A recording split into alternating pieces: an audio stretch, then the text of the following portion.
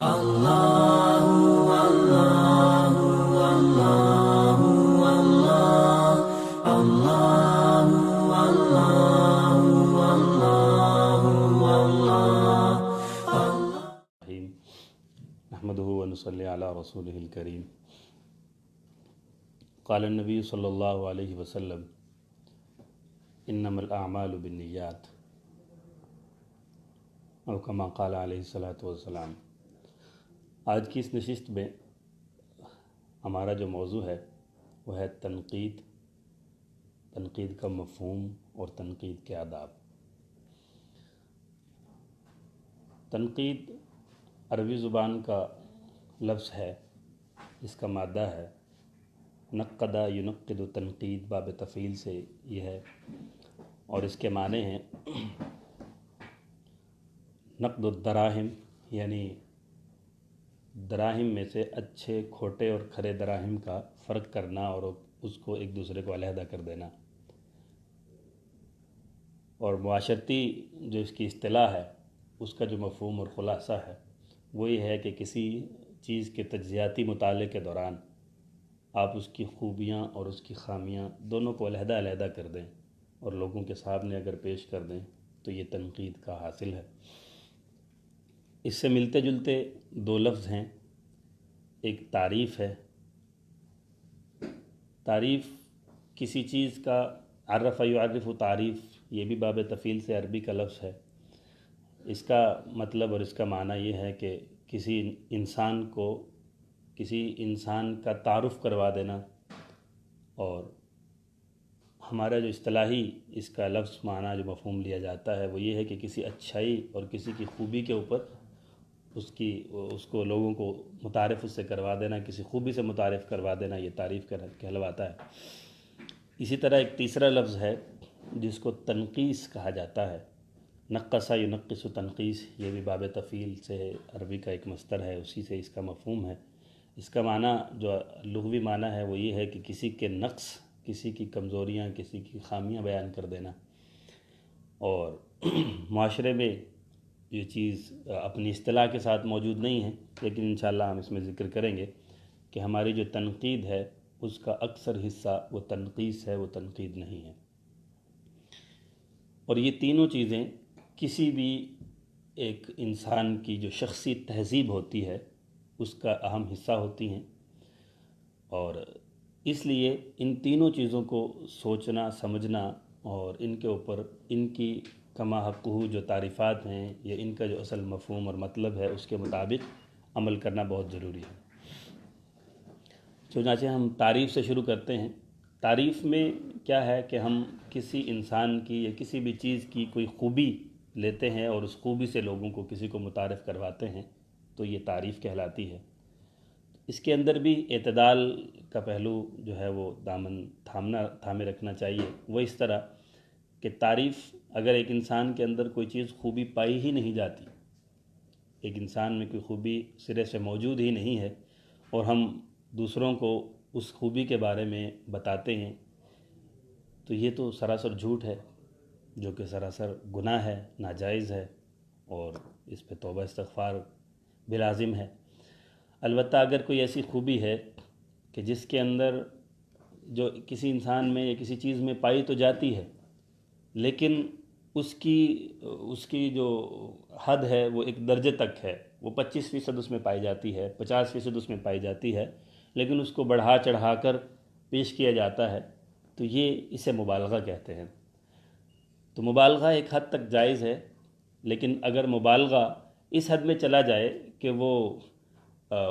یعنی جو خوبی اس کے اندر پائی جاتی تھی تو سننے والا اس خوبی سے یعنی کئی گنا زیادہ اس میں سمجھنے لگے اور اس کے اوپر اسی سے وہ اپنا پھر اگلا کوئی فیصلہ، کوئی ڈیسیژن لے،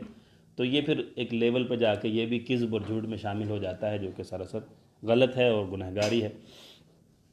تو یہ ذہن میں رکھیں کہ تعریف بھی اگر ہم جب کرتے ہیں کسی کی تو وہ ایک حد میں ہو، ایک اعتدال میں ہو، اور اس چیز کو بیان کیا جائے جو حقیقتاً اس کے اندر پائی جاتی ہے۔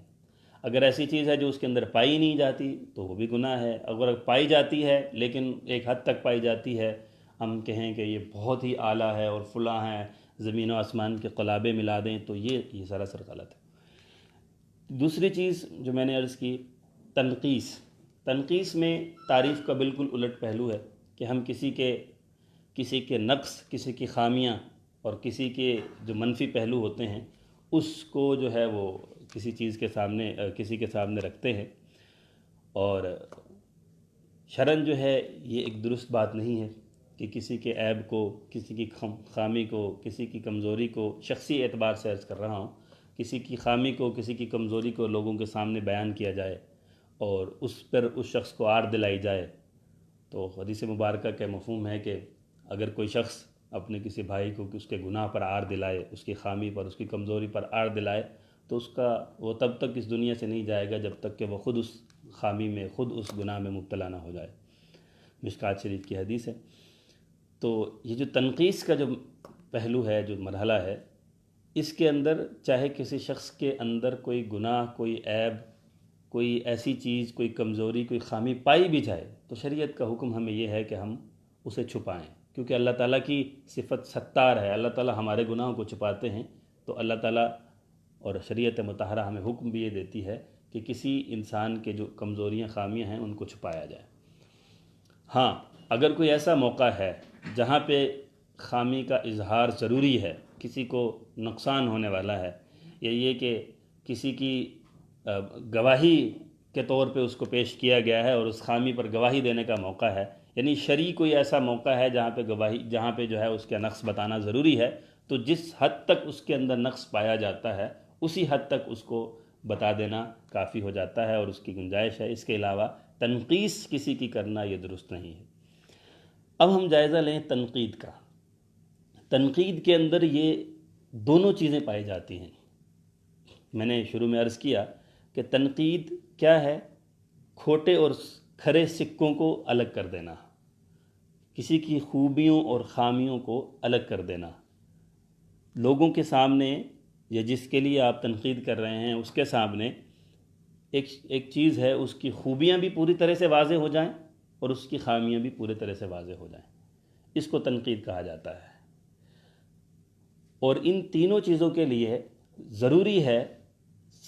تحقیق پہلے سے موجود ہو۔ تحقیق کا مقصد، تحقیق کا جو معنی ہے وہ بھی حقق یحقق، تحقیق سے جانچ پڑتال کے آتے ہیں، یعنی اگر آپ کسی کی تعریف کر رہے ہیں تو تبھی کر سکیں گے اگر آپ کو اس کی خوبی کا پتہ ہوگا، اگر آپ کو تحقیق ہوگی۔ اگر آپ کسی کی تنقیص کر رہے ہیں تبھی کر سکیں گے اگر آپ کو اس کی تحقیق ہوگی، اس کا پتہ ہوگا۔ اسی طرح آپ کسی کے اوپر تنقید کر رہے ہیں تبھی آپ تنقید کر سکیں گے جب آپ کو اس کی خوبیوں اور خامیوں دونوں کا پتہ ہوگا۔ یہ ایک جامع مفہوم ہے تنقید کا، تعریف کا اور تنقیص کا۔ چنانچہ اس مفہوم کو مد نظر رکھتے ہوئے ہم تھوڑا سا اپنے معاشرتی زندگی میں دیکھتے ہیں کہ ہم تنقید کس کو سمجھتے ہیں۔ عموماً جو ہم تنقید کر رہے ہوتے ہیں وہ یا تو عموماً ہمارا ذاتی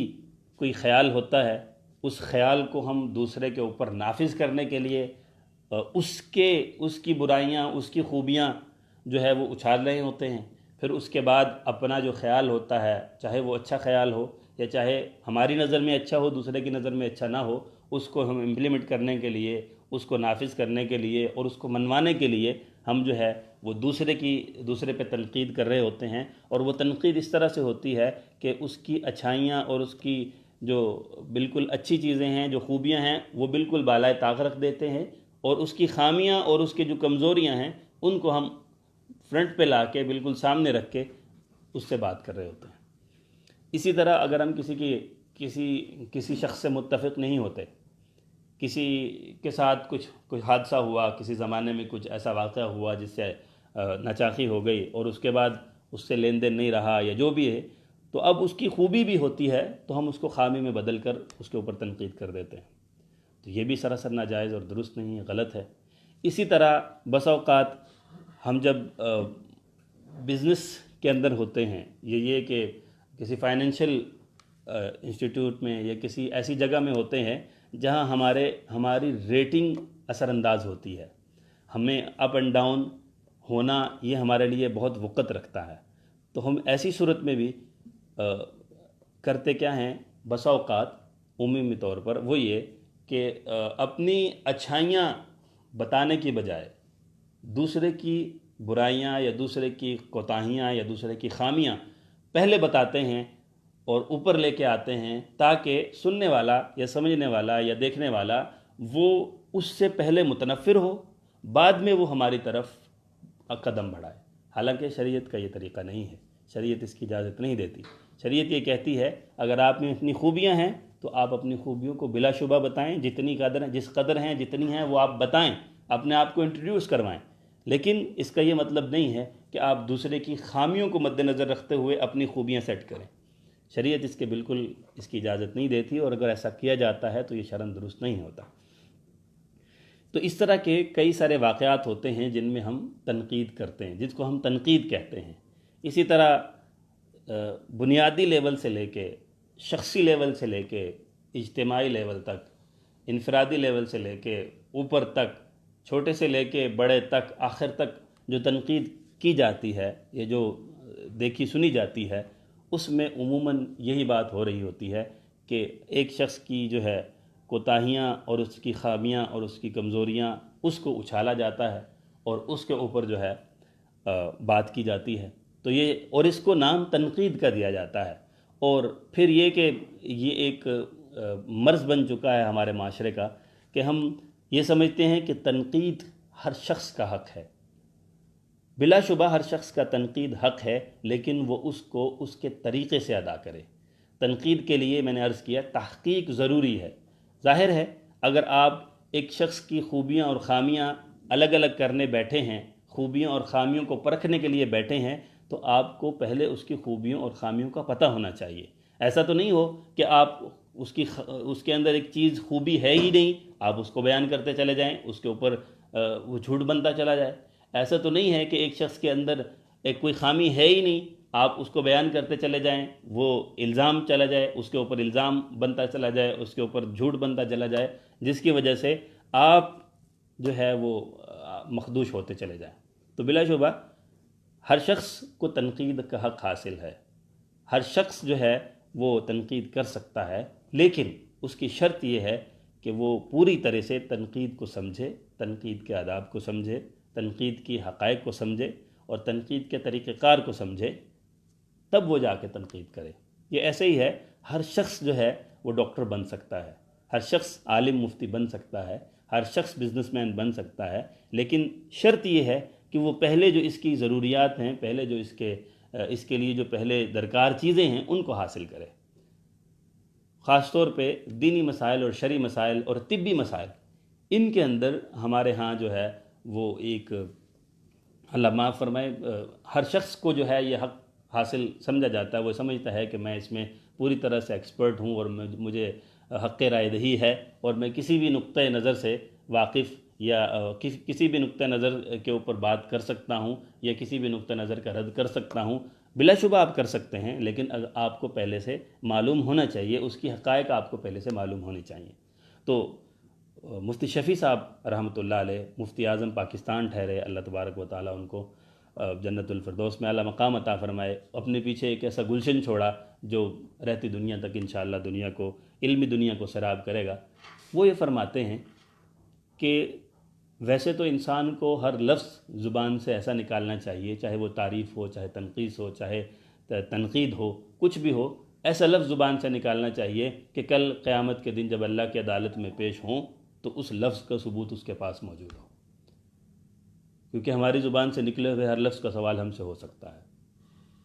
لیکن جب وہ تنقید کے بارے میں فرماتے تو اس بات کو بطور خاص فرماتے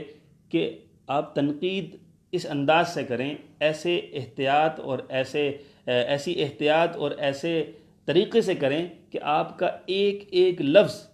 اگر عدالت میں چیلنج ہو جائے تو آپ کے پاس ان لفظوں کو ثابت کرنے کے لیے دلائل، ٹھوس دلائل موجود ہوں، جن سے آپ اپنے الفاظ کو، اپنی تنقید کو ثابت کر سکیں۔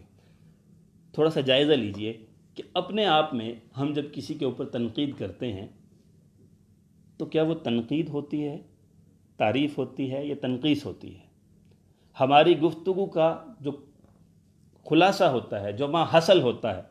وہ لوگوں کی یا وہ کسی کی وہ تنقید نہیں ہوتی، بلکہ اس کے نقص، اس کے عیوب، اس کی کوتاہیاں، اس کی خامیاں، ان کو سامنے لے کے آنا ہوتا ہے، لوگوں کو یا جس کو سننے والے کو ان کی کوتاہیوں سے متعارف کروانا ہوتا ہے، جو کہ شرعاً جائز نہیں ہے۔ اس کے حوالے سے میں نے حدیث مبارکہ آپ حضرات کے سامنے رکھی کہ وہ شخص تب تک اس دنیا سے نہیں جائے گا جب تک کہ خود انہی گناہوں میں، انہی عیبوں میں، انہی کوتاہیوں میں مبتلا نہ ہو جائے،